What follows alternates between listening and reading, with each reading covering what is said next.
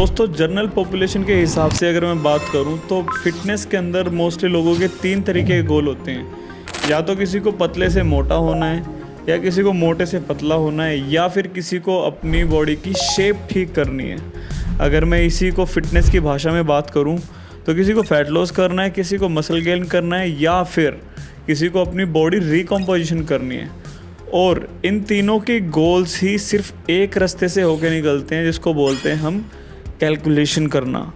But नहीं, लोग calculation करने की बजाय 100 तरीके के हथकंडे अपना लेंगे, डिफरेंट तरीके की डाइट फॉलो शुरू कर लेंगे, या फिर किसी तरीके के सप्लीमेंट कंज्यूम करना शुरू कर देंगे। जिस किसी को वेट गेन करना है वो मास गेनर खाना शुरू कर रहा है, जिसको फैट लॉस करना है वो फैट कटर के सप्लीमेंट्स चला रहा है, फैट लॉस सप्लीमेंट्स जो होते हैं, जो फैट बर्नर्स जिनको बोलते हैं।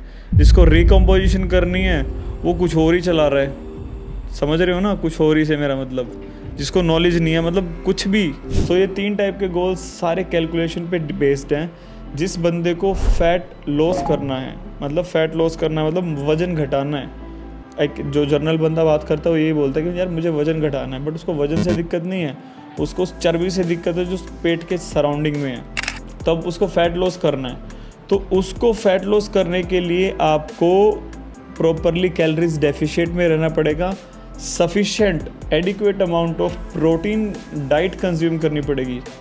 प्रोटीन अगर मैं कह रहा हूँ तो उसको सिर्फ सप्लीमेंट से रिलेट नहीं करना। जो आप खाना खाते हो, रोटी, दाल, चावल, अंडे, चिकन, जो भी आप खाते हो, इन सब चीज़ों के अंदर भी प्रोटीन होता है। बस आपको ये चीज़ ऑब्जर्व करनी है कि आपको वो फूड्स कंज्यूम करने हैं जो आपकी बॉडी की प्रोटीन की रिक्वायरमेंट्स को पूरा करे, और आपकी पॉकेट फ्रेंडली भी हो वो चीज़, और आपके एथिकली भी आपके घर में भी वो सब चीज़ें खाई पी जाती हो, क्योंकि वो ही एक बेस्ट वे है जब आप अपनी फ़िटनेस को सस्टेन कर पाओगे। अब बात करते हैं जिस बंदे को वेट पुट ऑन करना है, मतलब मसल गेन करनी है, वो ये बंदा, ये जिसको वेट गेन करना है वो ये थोड़ी चाहेगा कि उसका जो वेट है वो चर्बी में आ जाए। वो भी यही चाहेगा ना कि मस्कुलर हो, अच्छा लगे। तो इस चीज़ को भी समझो, वो सेम पाथ वो ही है। इस बंदे को बस थोड़ा सा उल्टा करना है, कैलोरीज सरप्लस में खाना है। सरप्लस से मतलब जितनी इस बंदे की बॉडी की रिक्वायरमेंट है उससे हल्का सा ज़्यादा खाना है, मतलब 300 से 500 कैलोरीज एक्स्ट्रा जितनी उसकी रिक्वायरमेंट है। और एडिक्वेट अमाउंट ऑफ प्रोटीन, मतलब जो रेशो है, हमारी इंडियंस की डाइट ऐसी है कि हम जब भी खाना खाते हैं सिर्फ पेट भरने पे फोकस करते हैं। हम ये नहीं देखते कि हमारी बॉडी को वो न्यूट्रिएंट मिल रहे हैं या नहीं मिल रहे जो हमें उसको चाहिए। पेट भरना इज़ अलग बात। अब इस चीज़ को रिलेट करके देखो, आप अपनी बाइक की पेट्रोल की टंकी पानी से भी भर जाएगी, वो तो फिर पानी क्यों नहीं डाल लेते हो? अबे यार, इसके कॉमन सेंस है। अब शरीर को अगर आप वो प्रोटीन वाली फूड्स नहीं दोगे तो 30 के बाद आपके बाल झड़ने शुरू, आपको स्किन की क्वालिटी डल हो जाएगी, क्योंकि ये सब चीज़ें प्रोटीन से ही डेवलप होती है बॉडी के अंदर।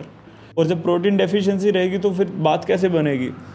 तो हाई प्रोटीन फूड्स और साथ में एक stress free mind. I know आज के टाइम में ये चीज़ थोड़ी सी इम्पॉसिबल है, बट मैं अपनी स्ट्रेस को काफ़ी हद तक कंट्रोल करने के लिए क्या करता हूँ, म्यूज़िक सुनता हूँ और अलग से मेडिटेशन वगैरह कर लिया, या फिर शाम को वॉक पे चला गया। ये चीज़ मुझे बड़ी हेल्प करती है। तो आप ये चीज़ भी इंट्रोड्यूस कर सकते हो अपने पैटर्न के अंदर। और अब थर्ड बंदा जिसकी बात कर रहा हूँ मैं, रिकम्पोजिशन की, इसके लिए थोड़ी सी चीज़ें टफ हो जाती है, बिकॉज जो फ्लक्चुएशन होती है ना कैलोरीज डेफिशिएट की या फिर सरप्लस की, वो बहुत ही माइनर होती है, बहुत ही माइनर।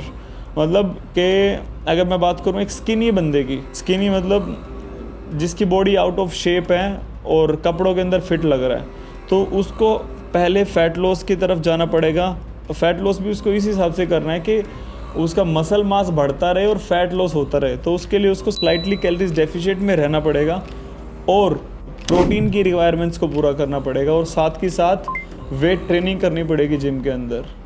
तब जाके वो बंदा प्रॉपरली अपनी बॉडी को रिकम्पोजिशन, मतलब अपनी बॉडी को प्रॉपरली शेप में लेके आ सकता है। सो ये 3 रास्ते हैं। और रही बात इनके साथ साथ सप्लीमेंट्स, स्टेरॉइड्स और ये भी जो घर के नुस्खे हैं, जीरा उबाल के पी लो, अजवाइन पी लो, ये पी लो। ब्रदर अगर आपको इफ़ेक्टिव रिजल्ट चाहिए ना, 90% रिजल्ट जो आप चाहते हो, जैसा दिखना चाहते हो, वो इनके बिना भी मिल जाएंगे। ये फिज़ीक मैंने बनाया था, कसम से मैंने यहाँ तक इस फिटनेस तक को अचीव करने के लिए लिटरली बताऊँ, मैंने कोई सप्लीमेंट नहीं लिया, कोई क्रेटिन नहीं, कोई प्रोटीन नहीं, बस घर की डाइट से जो मैं अचीव कर पाया, प्रोटीन जो अपना मीट कर पाया, वो सारी चीज़ों से ही ये फिज़ीक मैंने रेडी किया है।